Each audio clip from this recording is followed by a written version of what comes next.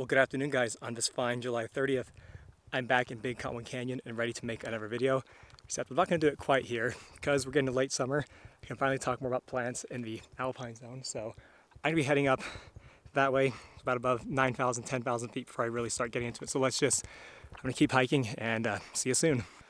Well, I finally made it up to the ridgeline, about 9,300 feet or 2,800 meters. And I think it's actually a little past the peak season for wildflowers here, but nevertheless, there's still a lot of cool stuff we can find. Firstly, this guy, it's clearly past flowering, but it's still visibly a sunflower looking thing. In fact, I think it's commonly called the false sunflower. Its genus, Helianthella, uniflora. You can see it has leaves that are almost opposite, but not quite. If you look closely right here, they're definitely alternate, but one leaf is a little bit above the other, so that's a good feature to look out for this guy.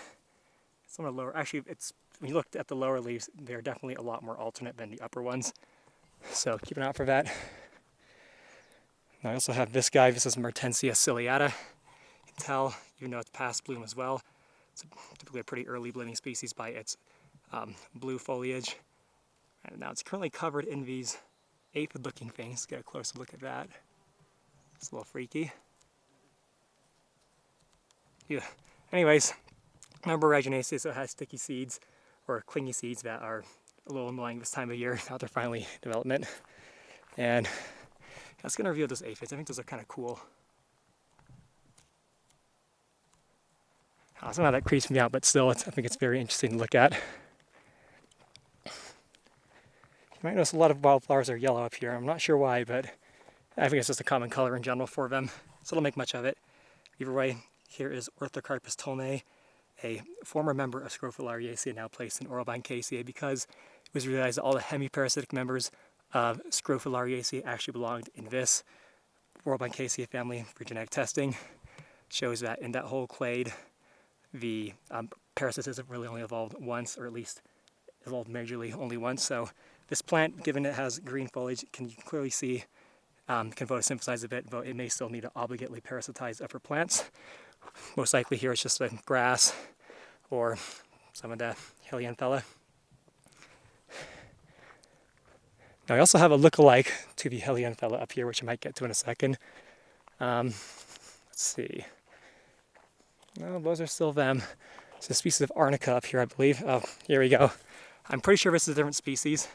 It smells quite aromatic. If you notice, it has definitely opposite leaves. If you look down right about here, it's a little hard to see even though where my fingers are, but that's definitely opposite, of course, which is indicative of the Arnicas, and a great way to tell them apart from other similar, very closely related genera like Waifia, have leaves growing at a stem.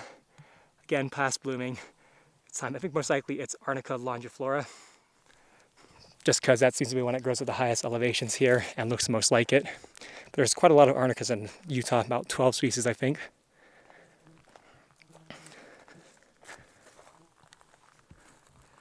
Of course, there's some cool trees to talk about here. We are not out of the range of a Douglas fir. They can grow quite high up, even though you normally only see them up to about 7,000 feet in the Wasatch. I think it has to do with how they're replanted, but this is definitely a Douglas fir, also known as Pseudotsuga menziesii. And in distance we have some Alpine firs, as you get closer to in a second, the Abies lasiocarpa. White fir, way too cold up here for. Now this wildflower is not just really interesting and really pretty and common, but also the reason I don't trust Seek so much anymore. This is Eucephalus, engelmannii, at least I'm pretty sure that's what it is. And what Seek used to tell me it was, back about 2 years ago when I was trying to figure out what it was, it would say it's called like a Dullingaria, I think, which is only found in the East Coast states or in parts of Asia, not in the Western states at all. And it always would insist it was one of us species, calling it a flat top Aster. I previously thought it was a species as a member of Aster, St. Petricum, or even Erigeron. I just had no idea which genus it would be in. Get a closer look at it. It's quite hard to tell them all apart. I didn't know what the genus Eucephalus was at the time, so that's why it took me so long to figure it out. Other flowers we have here, of course, we got some geraniums. This one, because of the length of its styles, and color of its flowers, I'm guessing is Geranium viscosissimum. The other common one you see up here is Geranium richardsonii, and they're very hard to tell apart, though Richardsonii tends to have whiter flowers, while viscosissimum has more pink and lavender flowers, and it has longer style branches. But they're so closely related, I'm pretty sure they must be interbreeding, I'm not sure area even considers them separate species. Yeah, when they're not blooming, you're definitely going to have a lot of problems telling them apart. I got a lovely field of those Helianthellas. I'm pretty sure it's the Helianthella, not the Arnica, but it could be a mix of them. Well, let's see, actually. Well, there are definitely Arnicas right here. But I swear there's also some Helianthellas growing there. Yeah, there's definitely some, I don't know, who knows what it is. I'm not going to look closely at every single plant.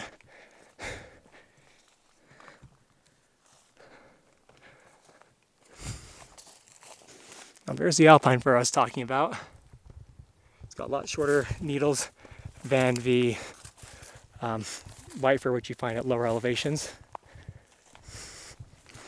Of course, what wildflower would be complete without Agastache urticifolia, the Nettleleaf Agastache opposite leaves, square stem like all mints do. Close to the flower, you can see how it looks like. It smells very nice and minty. Maybe a little, it's not too much smart smelling, a little kind of gross, but I think it's overall smells kind of nice. Got another former Scrophulariaceae member here. This is, of course, Castellagia rexifolia. I think it's a better one to film here, actually. Yeah, there we go. Castellagia rexifolia.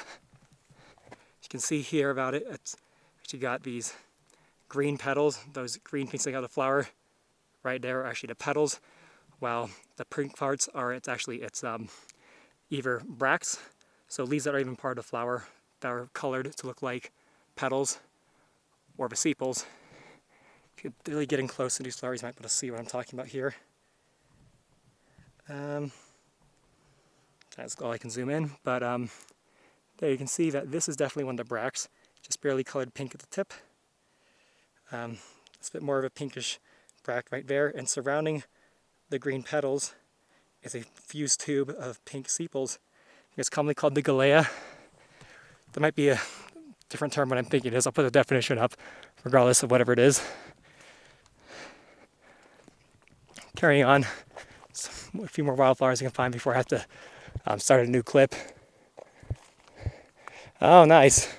This has got to be Ipomopsis tenuatuba, or maybe if you don't consider them separate species, Ipomopsis aggregata. I think they are. I'm more of a splitter.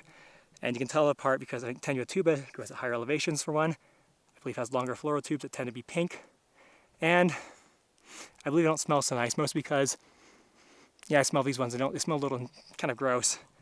While aggregata has more vivid red flowers, shorter tube, lower elevation, or typically lower elevation, but smell kind of nice. I'm getting a little dizzy. Oh my gosh. A wild rose here, most likely Rosa nucana. Unfortunately not in bloom, so we can't tell for sure, but that's almost certainly what it is, going this high up. Oh, nice. I can't remember the full scientific name of this one. Formerly Epilobium, now something like Caminarion, angustifolia, or maybe angusticima, so I think the full name is Caminarion angustifolia. It's commonly called fireweed. It's a member of Onagraceae, so it's related, of course, to the, what are we called, the evening primroses. Has very similar flowers to them, except they got a really long floral tube here, and are, of course, pink instead of being white or yellow like those ones are. I guess they can sometimes be pink, but all that aside, they have an inferior ovary. You see how they're starting to develop right below the uppermost flowers, while those top ones haven't even started blooming yet.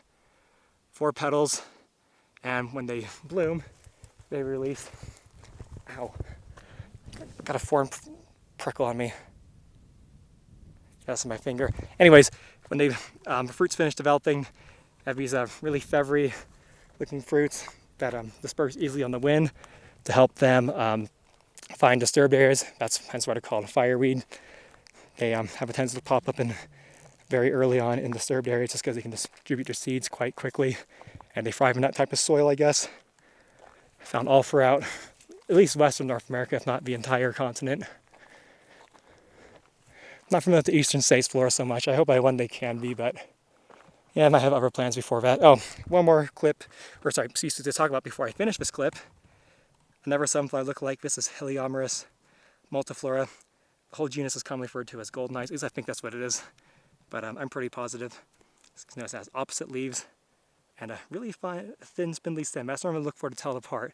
That's sort of reddish looking, in addition to the, of course, yellow composite inflorescence.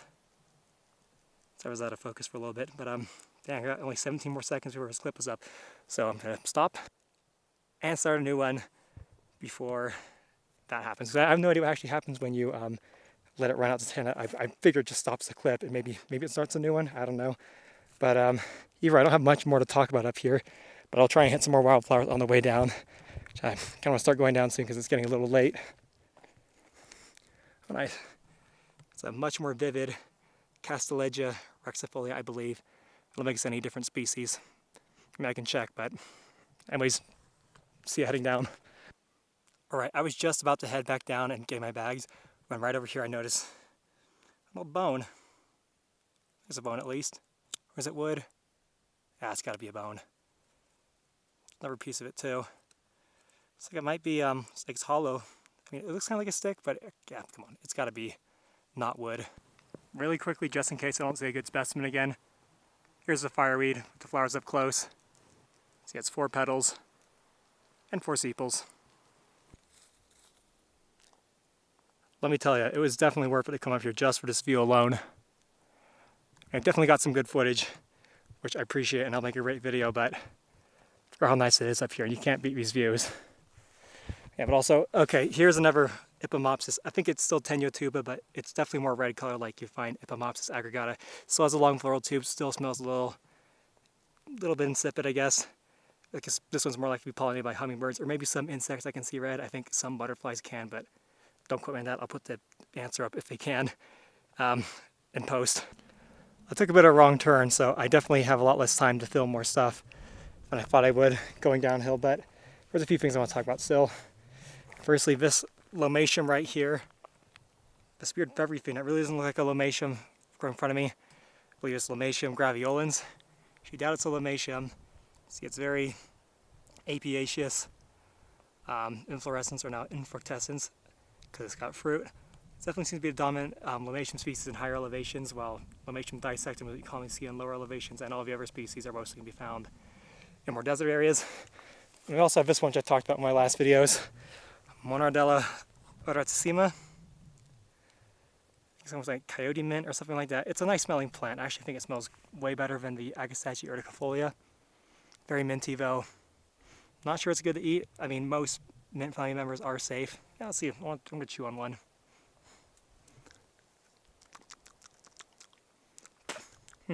Quite minty, but maybe not as good as real mint. There's a couple other things here I could talk about, but I don't have much water left, and I really gotta get down and do some stuff at home. So there's a few species I find I definitely will film. For now, just in case, I'm gonna say thanks for watching and see you next time.